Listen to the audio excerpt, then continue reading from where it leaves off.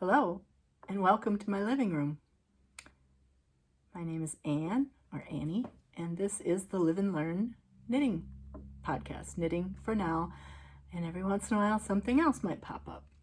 This is episode 5. Yes, episode 5. Today is October 26th, 2023, and I am here in western Wisconsin on the banks of the Mississippi River. It's very cloudy today. I've got very little light to work with. It kind of brightens and dims a bit, but it drizzles and then it stops. The colors right now are just gorgeous. Yesterday I was out driving around and running errands, and I stopped and looked out the window, and everything was just bursting with color. It's so beautiful. Even though the skies were gray, it was just lovely. And I really hope it's warm too right now, unusually warm. So I hope that I can maybe get out and walk just a little bit, even though it's drizzly. Sometimes that's a nice walk in the autumn mist to do. But before I do that, I want to have this podcast to share with you. And today we will be talking about it's titled Sweet Hitchhiker, or as Creedence Clearwater Revival says, Hitch-a-hiker. And I'm going to talk about, of course, the very, very popular pattern from Martina Behm, the Hitchhiker shawl or scarf. And I know a lot of you most likely have knit at least one hitchhiker, if not half a dozen. It's not a new pattern. It's actually the second most knit pattern on Ravelry. There are over 35,000 projects made of hitchhikers. And the only pattern that has had more projects made is the Hermione Everyday Socks. And that pattern is one I haven't made them yet. I might do that next after I finish the current pair of socks that I'm on. Although I've kind of, as everyone has, they have their favorite go-to sock pattern. And so I do like to, I fall back on that now that I kind of have it established. But I do like to try different patterns as well. So that might be my next sock. But for now, the Hitchhiker. And I was very, very late to the Hitchhiker Party. Ravelry was started in 2007, and I joined fairly early on. I think when it first opened up, they had a little beta test, and they had invited people to join. And then when they opened it up to everyone, I was one of the first wave, or second wave maybe, that joined back in 2007. And Martina's Hitchhiker pattern was actually published first in 2010. And yeah, it just took off. And I think, I don't know for certain, but I think it was probably the pattern that made the asymmetrical scarf or shawl, the asymmetrical triangle shape, popular. Because I don't even know how many hundreds of different asymmetrical triangle shawls and scarves there are now. There are a lot. It's actually, for me, I think, a very flattering shape to wear. It's easier for me to wear this shape, especially in something small like this, versus the triangle shaped shawl.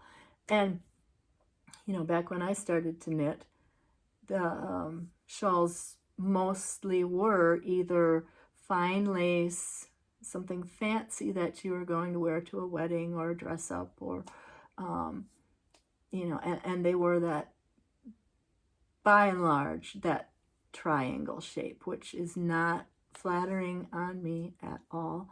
And they were large.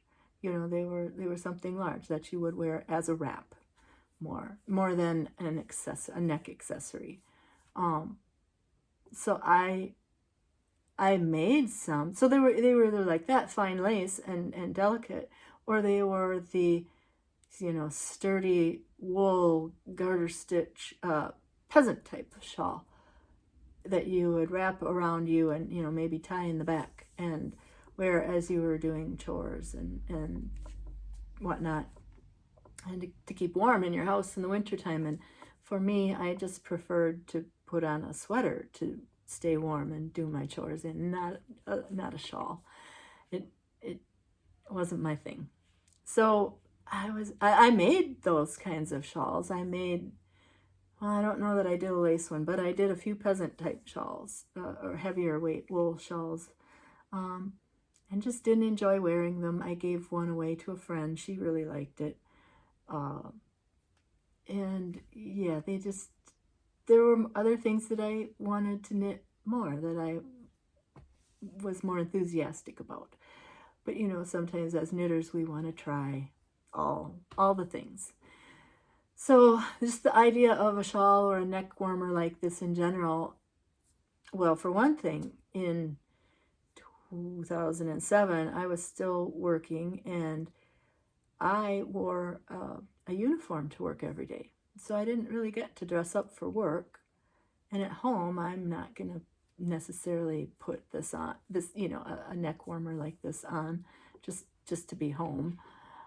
So it had very little use for me at the time when it first came out. But I did, you know, see more and more and more, and they were always there. And the reason I did make one, the first one that I made, and I've made four of them, but the reason I did was because I really loved, I saw so many of them in the Zra Ball Crazy yarn, and I really like that yarn a lot. Here's an example of that yarn, and I think this is the same colorway. I was going to look it up, I forgot. The same colorway that I made the very first one in, that I made, which I have since given. I gave it to a friend for her retirement gift. So I did that though because I made a pair of socks in the Zra Ball Crazy, and while they're fun and colorful and all that, I'm a very loose knitter, especially, you know, with socks. My personal preference is for a sock that's a little beefier, a little sturdier. These aren't bad, but I just felt like the yarn itself was a bit on the fine side as I was knitting it. And I had to knit my socks on a 0 needle. And there's nothing wrong with that, but I just felt like, you know, I didn't want to really make any more socks out of the Zra Ball. Of course, I had Zra Ball. You know, one skein makes a pair of socks. I had bunches of one skeins of Zra Ball, and what could you do with them? Well, that's how I got started on the Hitchhiker. And I titled my first one project on Ravelry, you know, well, if you all jumped off a cliff, you know, I guess I'll join along. But I was hooked after that first one. Ease. It's a garter stitch pattern. It's, you know, you do just this little stagger, and I'll take this off in a minute and show you a little stagger that makes a sawtooth edge along one side. So it's very basic. You're just adding stitches, increasing, you know, to get this triangle shape. And another thing that I really like about it is that, you know, you knit till you run out of yarn. So it uses pretty much the whole ball, and I think I wrote down in my notes for the first one I had like 16 inches of yarn left when I cast off. So good use of your fancy ball of Zra Ball yarn. So, and actually Martina's original pattern, which, by the way, you can buy the download of that Hitchhiker Scarf if you haven't already bought it. Everybody's probably got it. It's $6.52 right now, US. She's in Germany, so there's the, you know, the price is in euros, and then they do the conversion. So her original pattern called for 150-gram skein of yarn. And I thought it was a Zra Ball, but maybe it was wool mice, and I think wool mice maybe comes in 150 grams. So her hitchhikers were a bit longer, and that's how she named the scarf, was that when she finished doing all of this and counted her teeth, she had 42 teeth on her scarf. And if you've read Doug Adams' Hitchhiker's Guide to the Galaxy, you know that 42, the number 42 is the answer to life and the universe and everything. It goes back to 42. So that's why she named this scarf the Hitchhiker. So yeah, I made the first one in the blues and purples and gave it as a gift. And then I made second one, which I think I had intended to keep for myself. Maybe. It was online super sock yarn, super sock merino yarn. That's another sock yarn from Europe. And it was in this beautiful sunset colorway, rust and gold and brown, and it just sort of faded in between those three shades, and it was just lovely, and it looked like a sunset. So I called that one on my page, I called it the Sunset Hitchhiker. And I enjoyed that. And this first one, it took me about 3 months to make it, because I got past the initial, oh, let's see how the colors are coming out and how it's shifting from one thing to the next, and let's see how the teeth grow and it gets bigger, and then I kind of lost a little bit of interest in it, but also probably had a bunch of other stuff going on, a bunch of other projects, as I do and as you probably do as well. So I put it down for a while, finished it up for the retirement gift, started the second one even before I had finished the first one, because I wanted to see the color, I thought it would also be a good yarn, and it was. And that one I actually finished a little faster.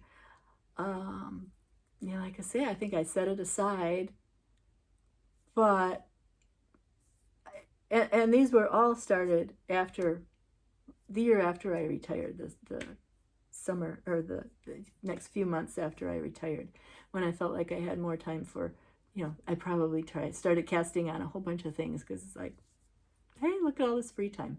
There's no free time in retirement. But I put that aside to probably wear the next winter. And then my friend Gail retired, and so I gave Gail that colorway because I thought that would suit her. She also likes those colors, so I gave that to her. Of course, I also had a third hitchhiker started by then, which was this one.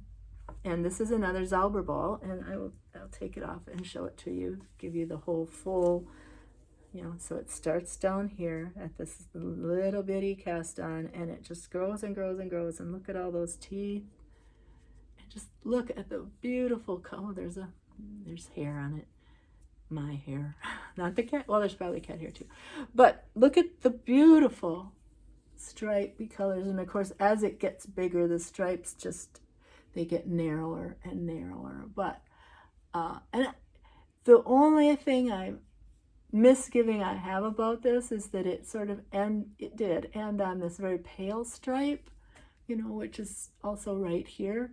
And I think right here bookended by the dark colors. If it had dark color, I would have liked that a little better, but I just knit until the yarn went out, and that's that's how it turned out, and that's fine.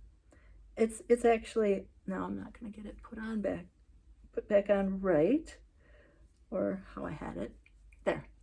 And that's the thing, it's very adjustable. You can wear it like this, wrapped around your neck. I can wear it off to the side and have both of the tails over here, have a nice shawl pin over here.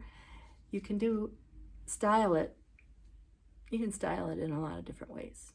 So it's versatile. And, you know, snug it up if you're cold and it's under your coat. You can snug it up. And that's good too. So yeah, I made this one in the foresty green and brown and, you know, rust and gold. Very, very autumnal, which is another reason why I wanted to do this episode, wear this today, because it's, look how beautiful and autumnal it is outside. I don't want to miss my chance and have to wait until next fall to show you the Hitchhiker. So love that one. And of course, I was making this one, and I had number 4 started. They were going at the same time. And number 4, which, is it my favorite? It might be my favorite. This one is made out of Barocco Nebula. And this was a gift yarn to me for my birthday. I said it before in I think the first episode, that I love the blue and green colorway. And so this is actually a singles wool yarn. And it does this nice gradient pattern. Well, I decided, since it was called Nebula, and I believe this color, it's not my my zodiac sign. I think this is Pisces. And I'm a Scorpio. But since it was a birthday gift and I liked it, I decided I wanted to put beads on it. And I wanted them to be very random. So they're like the stars in the sky. They're creating the nebula effect in there.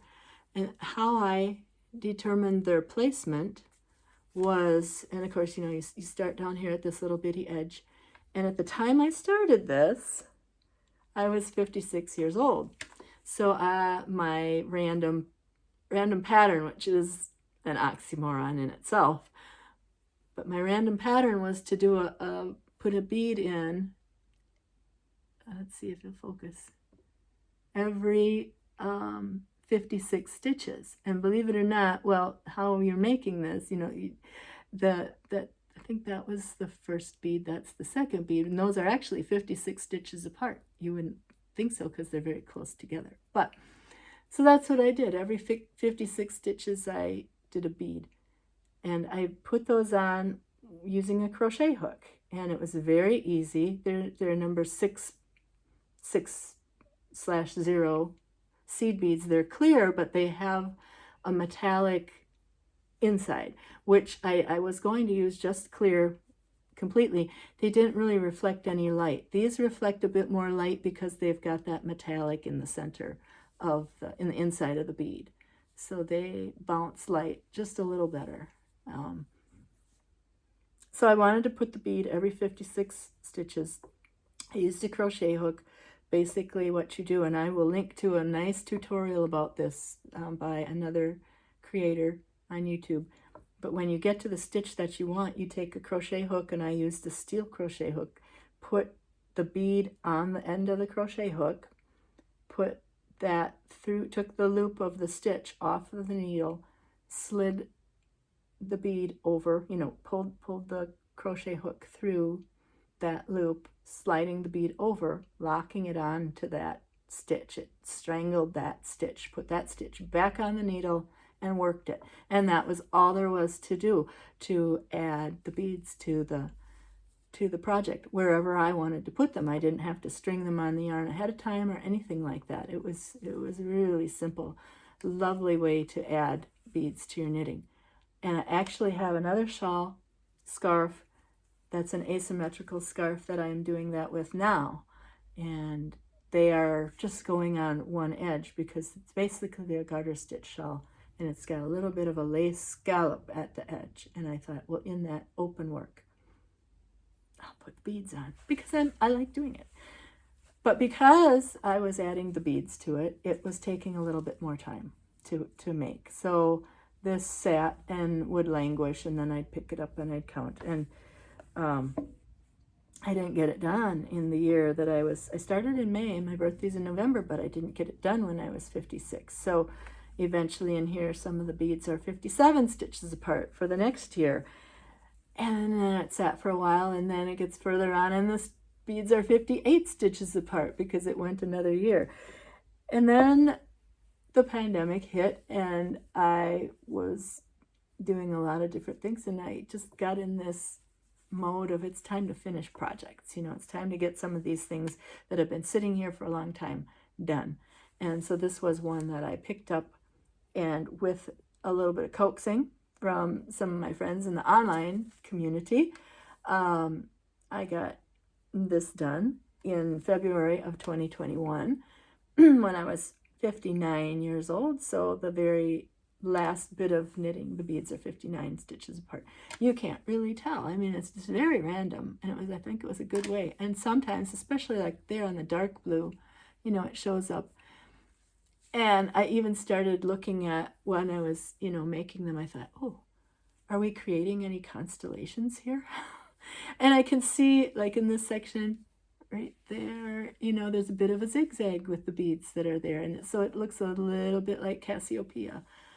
There's another spot where there's a very distinct, and I'm not going to find it here, 3 beads in a row that looks a bit like Orion's belt.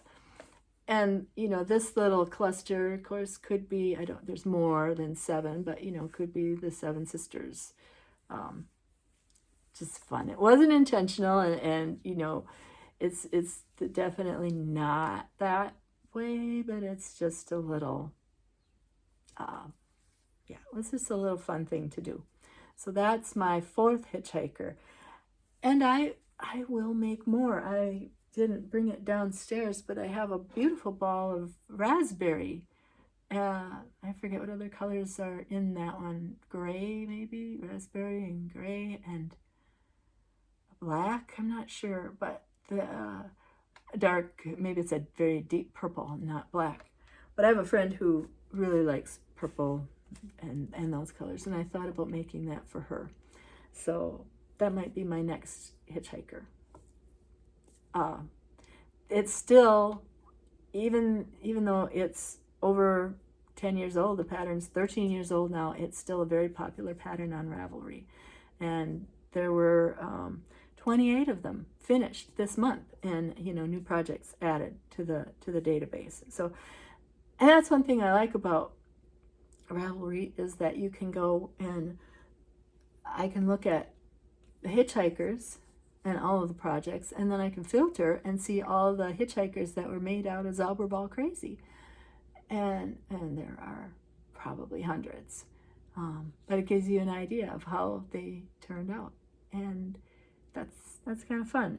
So you can take a look at, you know, what the color shifts. It's hard to tell sometimes. Well, is this going to have too much black in it? Too much, you know, like this is, Zra Ball is pretty consistent, but another yarn that you like, how did that turn out as a Zra Ball, or as a hitchhiker? You can find that online on Ravelry. So those are my 4 hitchhikers. And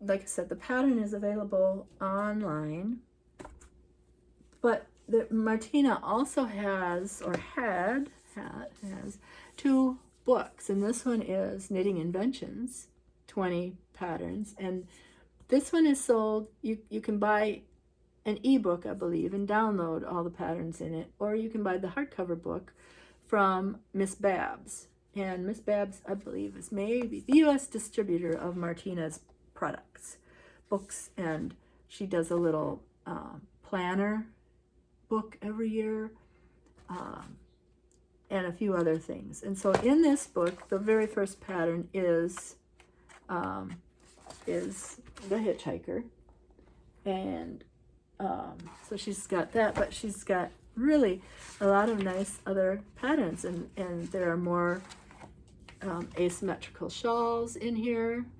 That's Viajante. That's got a little bit of lace work at the edge. There's this one called Match and Move, which does some striping.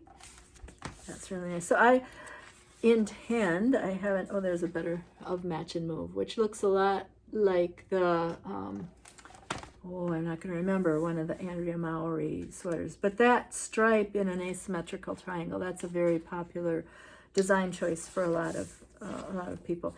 She also has a hat called the Tensfield, which is garter again, and then it's just how it's sewn together that turns it into a hat shape. So it's a, does she have a, yeah, well, I can't show you her schematic of it, but you know, how it steps together. And let's see, there's a cowl that you can do. Also, it's asymmetrical, but just seamed into a cowl. Different triangles. I like geometric shapes, and so she does a lot with geometry with her shapes, and it's basically all garter, almost all garter stitch. Like this one is called the Hitchhiker Beyond, and what she's done is taken and moved the teeth from one edge and put them all along the long edge of the scarf. Well, that's an interesting little twist on making that Hitchhiker.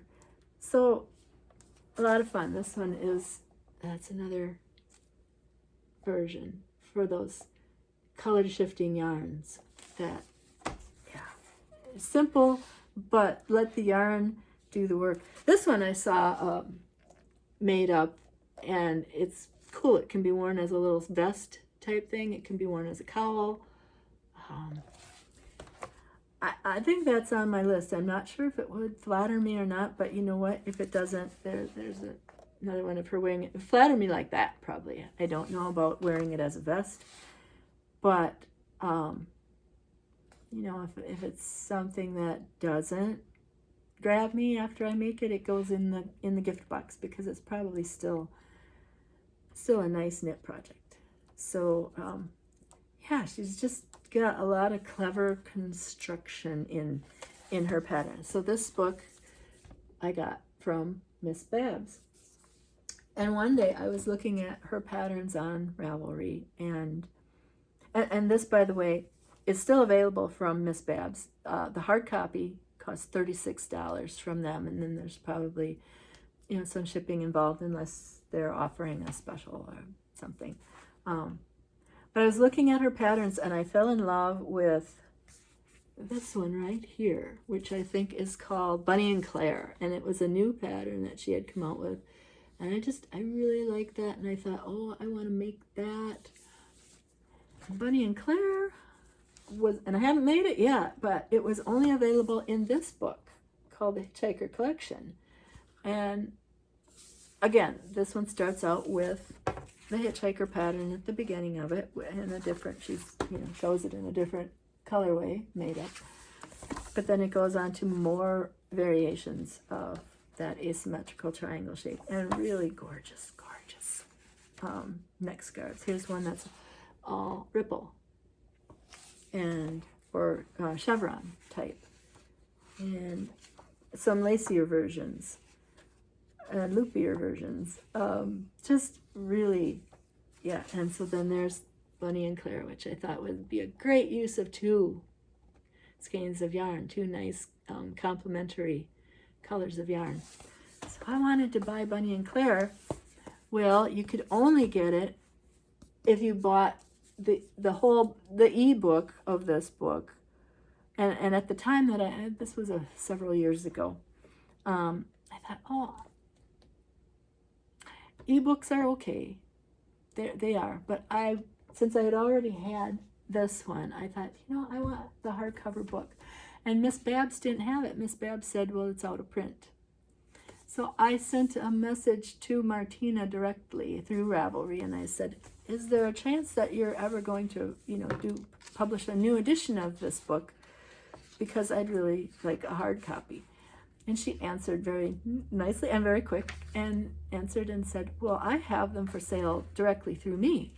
You can order one. And the price was, I believe, the same, but there was some shipping added from, you know, from Germany. She's in Germany. But because I did that, she autographed my copy when she sent it out, and that's special. That's very special to get. So yes, I ordered this from her, and she shipped it from Germany. Ordered it through her website, Strickmich. It came within a week. It was fast. It was speedy. It was speedier than some of the things that I buy in the States.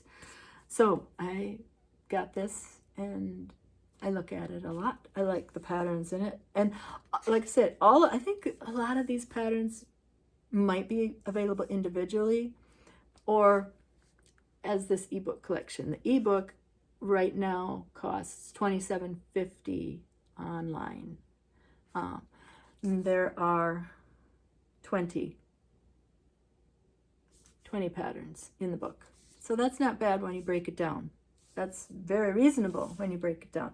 But of course, I'm probably not going to make everything in the book. I know I won't. Haven't made anything in this yet. So value-wise, that's me, But I will make it, and I will enjoy it very much. I just have to pick out some yarn to do that in. So, we're getting past the 30-minute mark. I wanted to keep, last time's episode went way too long. So I'm going to try and wrap this up. That's why I'm only doing one project this week, the Hitchhiker. We'll focus on that. So yeah, if you haven't tried this yet, and like I say, a lot of you have, if you have, share what you've made, and tell how you liked it and how many you've made, because I think that's it. Once you make one, you make another one. It's just that kind of pattern. And, tell what you like or didn't like about it. I'd like to hear it. It's interesting how, some of these patterns take off and become so popular and start trends like this of I'm going to just move my little tape. I'm worried that that's in the way of the camera. That would be really bad if I have to start over. Anyway, yeah, that could be a problem. So, in summary, Hitchhiker, great pattern. Now, let's talk a little bit about last week's, but episode 4, which was the crochet episode. And I was really surprised that it hasn't been viewed as many times. And I was thinking, oh gosh, what did I do? Did I say something wrong? Was I not interesting? Were the projects were just basic slipper and scarf and what? Well, then this morning when I was looking up the statistics on Ravelry about the patterns and, this being popular and everything, I found a stat that says, where is it here? Ravelry has, right now, as of, the most recent count, 1.2 million patterns in the Ravelry database. 1.1 of those are knitting, and 225,000 are crochet. And I had no idea that it was that vast of a gap between knitting and crocheting. No idea, because I see crochet podcasts on YouTube all the time. And, I watch crochet on TV on some of the needlework programs that they had. The series and that. So I had no idea that it was that much of a difference between knitting and crochet. I like to do crochet. It's just something, I will still probably from time to time have an episode just about crochet or included in the knitting, a knitting episode, an episode where there's a variety. But yeah, it surprised me. So there were crocheters that came out. There were new people that watched. People made nice comments. That was great. We did a giveaway for last week's episode. I wonder if you can hear that. There are birds, woodpeckers, tapping at my house. It's not a good thing. And I just don't know how to well, how to get rid of them is I need new siding. So maybe once that happens, they will move on. So I did a giveaway for crocheters in the last episode, which was going to be the Erica Knight Simple Crochet book, this little granny or motif Afghan book, 2 shades of the Barocco Medina. And I'm sorry these balls are a little sloppy. This Medina yarn is very drapey and it's got a heft to it. So it likes to sort of do its own thing and come apart. And then the little stitch counter. And because crochet is sadly not as a popular thing, well, maybe good for one of you people. There were only 4 people that entered the drawing. So here they all are. Their names are in here, and I will draw the name, 1 of 4. You have a 1 in 4 chance of winning. That's pretty darn good. And this is the one that's coming out, and it is Diana Libke. And Diana, when she signed up for the drawing, she mentioned that she is making soap sacks right now. And I have a pattern that I created, if you will, for a soap sack out of crochet cotton, like knit crocheting and that. And it's based on, when I was a kid, we used to have soap sacks all the time. My mom made them, and it was a pattern from Work Basket, I believe, that was shaped like a little fish. And it, you know, so it had the basic mesh parts of it, and then it had a little fish top at the back and fins and you know, a fancy fish tail and an eye on it. And that, it was very cute. And I went through so many of those growing up. For my bath would have those little fishies with soap in them, and I loved them. For me now, I don't do that much of a fussy project of all the little addendum and, you know, doing the cute little eye and everything. I just wanted something functional, so I came up with a soap sack pattern. So I might write that up and put that on my Ravelry page as a freebie, because it turned out really well, and I've made a lot of them. So Diana Libke, I'll show your email again. I will be getting in touch with you to send off this lovely crochet giveaway to you. Congratulations. And I know it's going to sound like I do giveaways every episode, and guess what? I do. I mean, I have right now, and I don't see any reason to stop if there's a good enough reason to do a giveaway. Right now, there's a good enough reason to do a giveaway, because I will be, between this episode and the next episode, which I believe will be coming out November 9th, if I keep to the 2-week time period, so either the 9th or the 10th, Thursday or Friday of 2 weeks from now. Between this time and that time, I will have a birthday, and that's going to be a lot of fun. I enjoy having birthdays. They're okay. I try to make a special day of it. So, birthday giveaway to celebrate that. And I went upstairs, and since we're talking about the Hitchhiker pattern, I'm going to give away a ball of Zra Ball Crazy, because I already made a Hitchhiker in this colorway, so maybe you will as well. And this yarn, again, came from Yarnology in Winona, Minnesota. And it's just this nice blend of purple and sort of a jade blue. And, you know, Zra Ball, it's a marled yarn, the crazy version. It's marled, so the colors shift really. It's great the way these colors shift. So there's some gray rag in there, and then purple and blue on purple and gray on jade. Yeah, it's a lot of fun, and it looks fantastic knit up. It really does. So you get 1 ball of that. And if that is not your thing, and another reason, like I said, I use the Zra Ball and other sock yarns to make scarves and neck items, because cowls and that, because I don't feel like, for me personally, it's hefty enough for socks. These turned out okay. They're fine, but I prefer just a little heftier sock, a little bit thicker yarn. So here's another yarn that you might like to try. a hitchhiker out of, maybe a more pastel shade for springtime. Or you might want to make a pair of socks. Here's how this gradient shifts. Isn't that fun? So that just shifts from one color to the other the whole way. It doesn't repeat on it, and you can see that in the balls. This one actually gets a little bit lighter than this. They are both the same dye lot though. And this also came from Yarnology in Winona, Minnesota.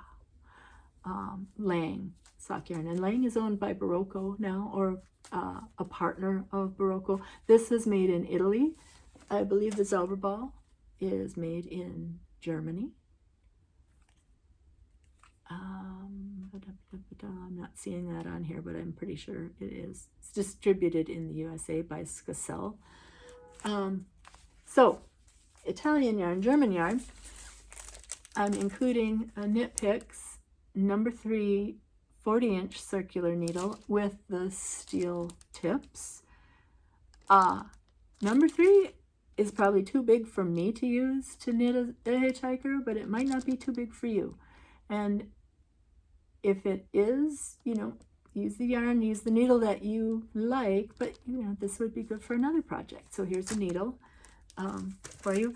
And then a book, and this is not a new book, and I'm sorry, I apologize in advance. This is a book from a used bookstore, and it's actually a book that I got as a trade from another knitter. And I will link to the website that I use to trade books. It's called paperbackswap.com if you've never heard of it. They started out as a completely free website. They have a little bit of a fee, minor fee these days for swapping books. It's not bad. But basically you list books that you want to trade away and you get credit for that. And then if there's a book that you see you want, you use your credit to get that book, and it's a 1-for-1 swap. I think audiobooks still cost 2 credits for an audiobook. If it's like a CDs, you know, a hard thing, not an ebook.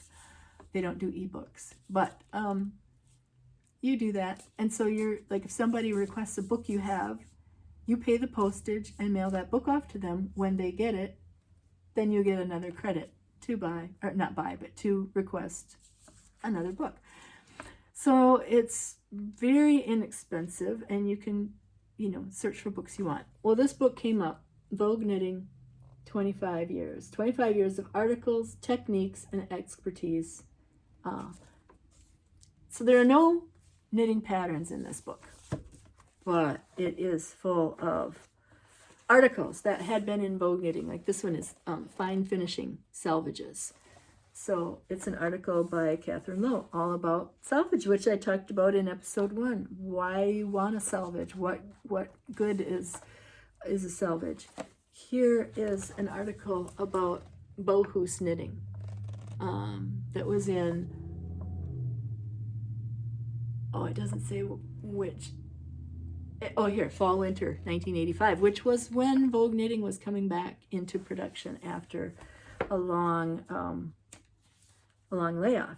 That magazine kind of came and went and came back again.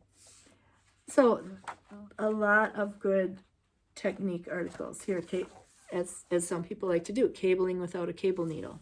Good article. And yes, you can find techniques and things like that on YouTube, but sometimes it's nice to just look at the book, to have it in front of you, especially if you're trying something out, and you know, maybe you need more than the YouTube version.